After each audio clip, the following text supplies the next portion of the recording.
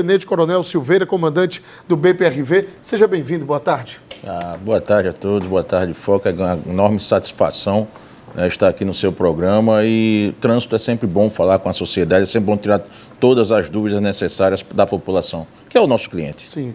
Qual a sua opinião, Coronel, a respeito dessa proposta, né, de não precisar mais da autoescola para tirar a CNH, aliás, as aulas teóricas da autoescola? Olha, a educação para o trânsito é um dos tripés do trânsito como um todo, juntamente com a engenharia, né, e com a fiscalização. Então, na minha opinião, quanto mais educação para o trânsito, melhor para o cidadão. Então, se for com a autoescola, se for na própria escola, se a partir do momento que mudar, por exemplo, a grade curricular e o cidadão começar a ter aula de trânsito a partir da quinta série, da sexta série, realmente não vai precisar mais de autoescola. Porque a conscientização e a falta de entendimento da legislação, justamente pela falta de aulas de educação para o trânsito, incorre justamente nos erros, nas imprudências, como, por exemplo, você não saber o artigo 29 do Código de Trânsito, que fala sobre suas condutas no trânsito, você não saber o que é que significa cada placa de sinalização. Isso é muito importante. Então, se for retirar da autoescola e colocar numa grade curricular em todas as escolas do Brasil, eu seria a favor. Mas quanto mais tirar a educação para o trânsito, quanto mais tirar informação sobre legislação para a população, eu acredito que tenha mais acidentes no trânsito. É uma proposta que, na verdade, barateia, né? É para baratear mais o custo para se tirar uma CNH. Essa é a ideia inicial do governo. A gente sabe que nas autoescolas existe taxas, valores altíssimos e, por exemplo, uma pessoa de baixa renda não tem possibilidade de tirar uma CNH, né, Coronel? Uma CNH, cada estado tem o seu valor próprio. Sim. Né? Existe uma tabela fixa, um valor mínimo e o valor máximo, onde cada estado vai se adequar a essa circunstância. Mas quando você fala em aulas educativas, em aulas de legislação para o trânsito, a saída da autoescola deveria ser preenchida com outra forma de aula. Podia ser uma aula online, ou como nós falamos, né, podia ter uma forma de tentar passar para o cidadão a legislação de trânsito. Afinal de contas, a legislação de trânsito é bastante complexa. Todo ano, praticamente, a legislação muda. Então, se você já não tem uma base educativa de trânsito, quando vai tirar a habilitação, pode complicar no futuro. Vamos falar sobre os investimentos em tecnologia, em equipamentos nas rodovias para coibir acidentes, coibir sinistros, imprudências. O governo do estado tem feito esses investimentos e o resultado está chegando, Coronel? Olha, eu entrei no trânsito na corporação em 2010, no próprio BPRV, eu era primeiro tenente na época, e eu sonhava um dia em deixar de fazer o auto de infração de caneta e passar a fazer de forma online. E esse dia chegou, esse momento chegou. Hoje nossos policiais são treinados para fazer o auto de infração, o sinistro de trânsito, quando ocorre, ele registra pelo próprio celular, mas principalmente a fiscalização, tá, com câmeras. Eu vou citar só um exemplo da rodovia Inácio Barbosa. Para quem não sabe, é aquela rodovia, a antiga Sarney, né, que chamava de Sarney das Praias, onde tem diversos restaurantes ali. Até 2022, antes da fiscalização tecnológica, tá, morria uma média de 15 a 20 pessoas por ano. 2022, por exemplo, 2021, que foi o último ano completo sem a fiscalização tecnológica, morreram 17 pessoas. Em agosto de 2022 foi implantada a fiscalização pelo DR, tá? E em 2023 morreu apenas uma pessoa, ali na rodovia Inácio Barbosa. 2024 não morreu ninguém, não tem registro de sinistro com mortes nessa rodovia, e 2025 até agora também não faleceu ninguém. A fiscalização, ela faz parte, como nós falamos no início da nossa conversa, do tripé do trânsito. O cidadão, aquele que tem consciência, não precisa, porque ele sabe que a fiscalização vai passar tranquilamente. Mas aquele que nos dá dor de cabeça, aqueles que não têm a conscientização no trânsito, ele só sente que deve respeitar a fiscalização, a sinalização e a legislação, se for fiscalizado. Essa informação que o senhor trouxe, né, com relação aos registros de mortes, né, em acidentes ali na Sarney, é muito importante, porque as pessoas às vezes passa por ela e tem muita câmera, muito radar, muito redutor de velocidade e acaba, de certa forma, se estressando. Para que tanto?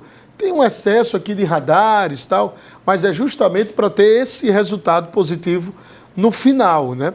Muitas pessoas não sabem. Então, quer dizer que em 2021, 17 pessoas morreram e nós estamos com mais quase 2 anos sem nenhuma morte naquela região. Perfeito. Quase 2 anos, né? Porque o senhor falou que 24 não houve nenhuma morte, até agora também, então a gente pode fechar 2025, ou seja, 2 anos sem nenhuma morte naquele trecho. Perfeito. A última morte, inclusive, foi em agosto de 2023. Um cidadão estava com uma moto daquelas 50 cilindradas e uma caçamba estava parada fazendo o serviço e ele simplesmente colidiu com a caçamba que estava parada e na colisão o trauma foi grande, o traumatismo craniano, e infelizmente ele veio a falecer. Mas de lá para cá, o BPRV não registrou nenhum sinistro com mortes naquela região. Qual o trecho mais problemático em Sergipe de rodovia, que é uma preocupação gigantesca do BPRV? As rodovias são bastante utilizadas, né, para entrar e sair do estado de Sergipe. Então há momentos sazonais.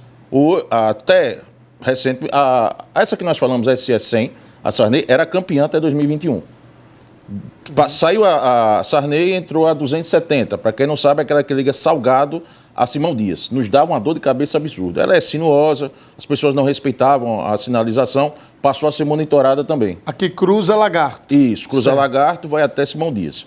E hoje, a Rota do Sertão é a que nos dá mais dor de cabeça. É mesmo? A quantidade de pessoas que morreram esse ano na Rota do Sertão, já registramos mais de 80 mortes, infelizmente, esse ano nas rodovias estaduais, e a grande porcentagem de mortes se encontram na Rota do Sertão. A que se deve? Qual o diagnóstico?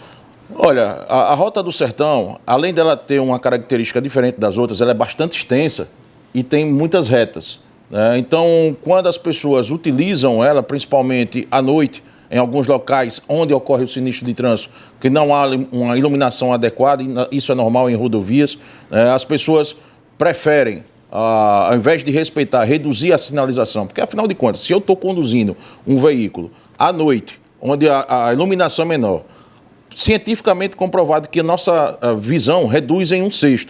Ao invés de eu reduzir a velocidade, eu vou aumentar a velocidade. Ou então vou fazer uma ultrapassagem devida. Ele vê aquele retão e vai fazer uma ultrapassagem sem a devida compreensão e acaba se envolvendo em sinistros. E principalmente, os motociclistas, eles preferem acelerar, preferem não respeitar a legislação e se envolver em sinistro de trânsito até o próprio cuidado com a vida. Veja, circulou muito nas redes sociais, Coronel, um vídeo, aliás, não sei se foi vídeo ou se foi foto, acho que foi foto, né? De motos apreendidas no povoado Santa Rosa do Hermílio, lá no Alto Sertão do Estado. Diversas motos apreendidas, porque você sabe que moto hoje para o sertanejo é o jegue, né, do sertanejo.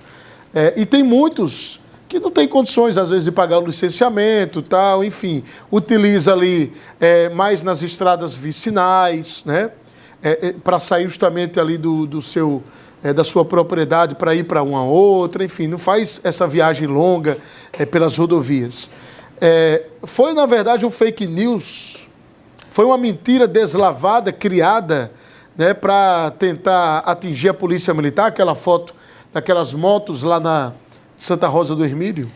Na verdade, Foca, se aquela foto a gente fizesse uma apreensão como aquela, eu acredito que Santa Rosa não teria tanta moto como aquela da foto, né? Você percebe que foi uma foto feita praticamente por inteligência artificial, até mesmo porque era à noite, se não me engano, era escuro, eu vi mais ou menos, inclusive sim, até o próprio comandante-geral foi quem me mostrou essa foto e a gente explicou a situação para ele e não teria tanto guincho para pegar aquela quantidade de motos. Agora, o grande problema dessas motos do interior é justamente porque quando o sertanejo ele vai comprar uma moto dessa, ele vai com boa fé. Ele tem, junto o dinheirinho dele, vai lá e compra 4, 5 mil reais. O problema é que muitos deles, a grande maioria, não observa a precedência dessa moto. Se ela foi roubada, se ela foi furtada, se ela foi montada após um leilão do Detran. Esse é que é o grande problema. E aí ele não consegue licenciar, porque ela tem alguma barreira lá no Detran, fazendo com que o dono inicial, aquele que teve a moto roubada e furtada, fique no prejuízo em prol desse cidadão. Mas, repito, a grande maioria faz essa compra, tá, de boa fé, sem saber que está cometendo um crime de receptação. Sim. E se ele compra uma moto legalizada, tudo certinho, aí, não, mas não teve como pagar o licenciamento, estou apertado. A polícia, claro que é uma situação complicada para o policial e para a BPRV, mas vocês têm consciência de que aquele cidadão honesto, trabalhador, que não teve possibilidade de pagar o licenciamento. Como é que vocês lidam com isso na prática, coronel? A situação é uma linha tênue aí, né? Na região do Sertão, principalmente, de cada 10 sinistros que ocorrem, 7 a pessoa não tem habilitação, que é justamente esse pessoal, né? O sertanejo. Eles não regularizam a moto, compram a moto para poder se deslocar de uma forma mais rápida, né?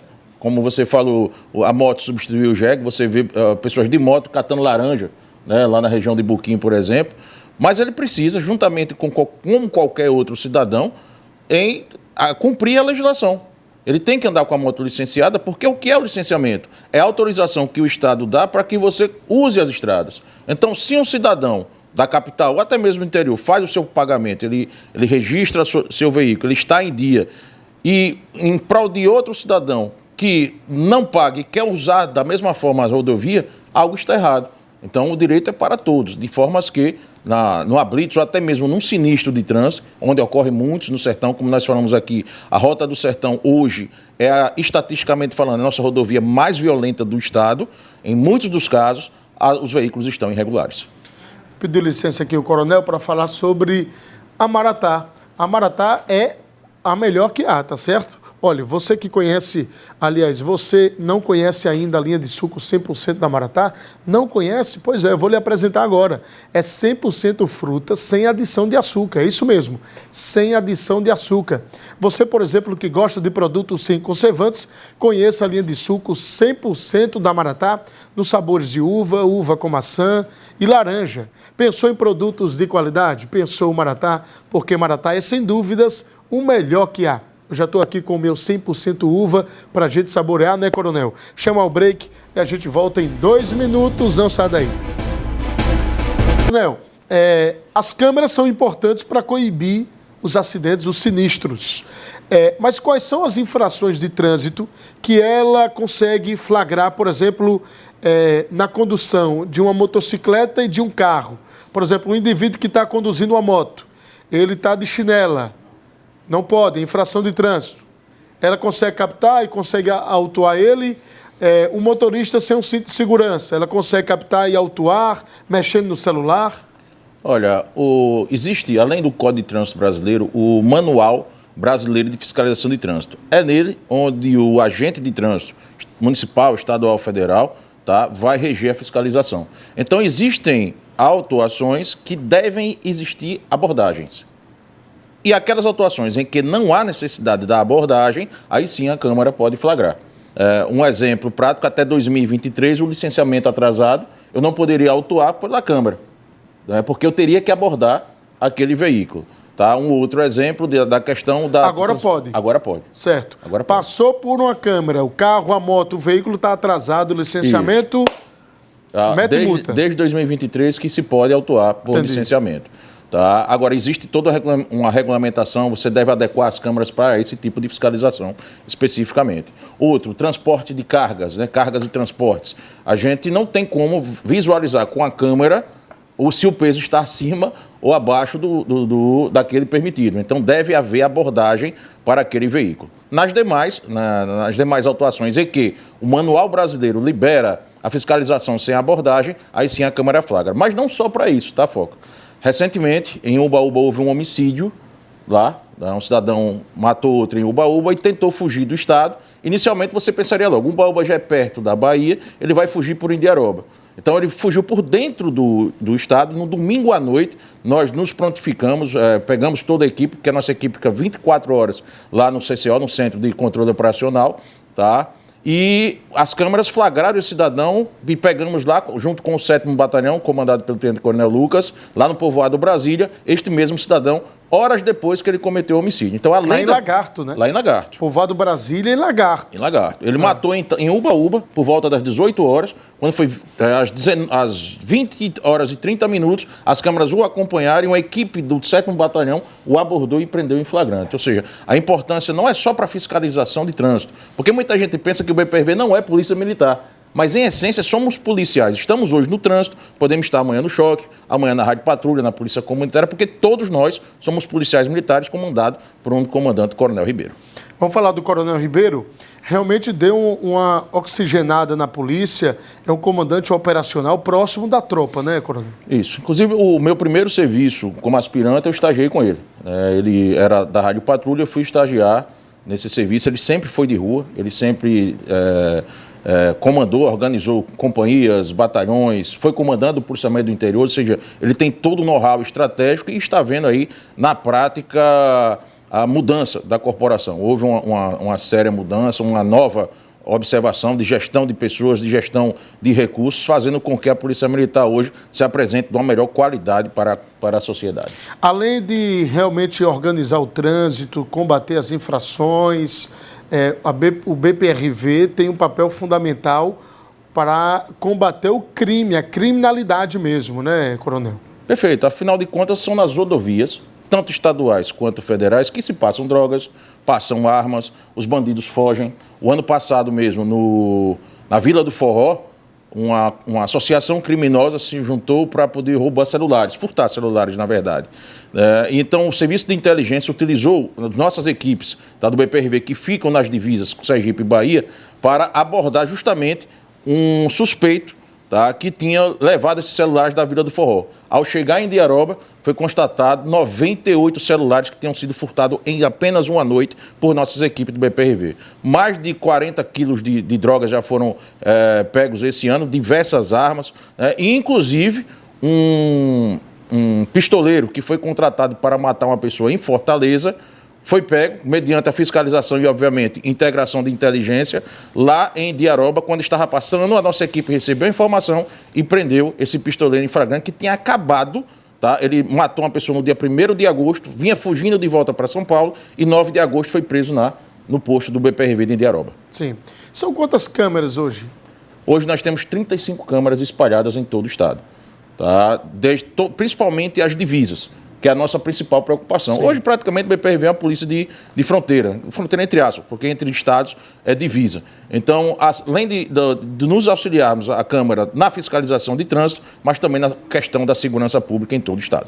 Como é que se consegue combater os acidentes de motocicletas? Porque o maior índice de acidentes que a gente consegue perceber nas estradas são envolvidas, as motocicletas são as mais envolvidas. Quais são as ações que o BPRV está fazendo para coibir isso? Na verdade, durante a pandemia, as motos passaram a serem mais vendidas do que os veículos de 4 rodas ou mais. Hoje, eu li um estudo da Mafra Seguros, que é uma empresa de segurança, sempre estuda trânsito também, que hoje no Brasil se vende mais motocicletas do que veículos de 4 rodas. Então, naturalmente, a quantidade de sinistros iria aumentar com motocicleta. Mas, lembrando a todos que não é um motociclista que é imprudente, é que ele é a parte mais frágil.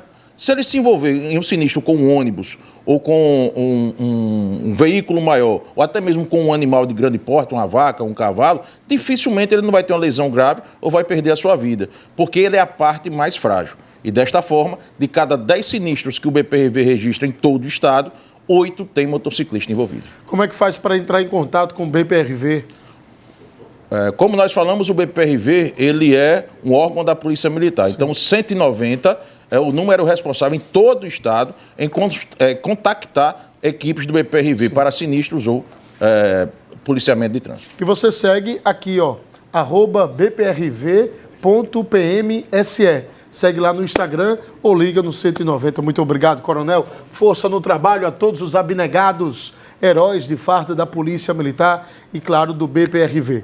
Muito obrigado a você pelo carinho da amizade, o carinho da audiência. Que Deus te abençoe e que você tenha um final de semana abençoado por Deus. E a gente volta a se encontrar, se Deus quiser, na próxima segunda-feira, aqui na tela da sua TV Atalaia.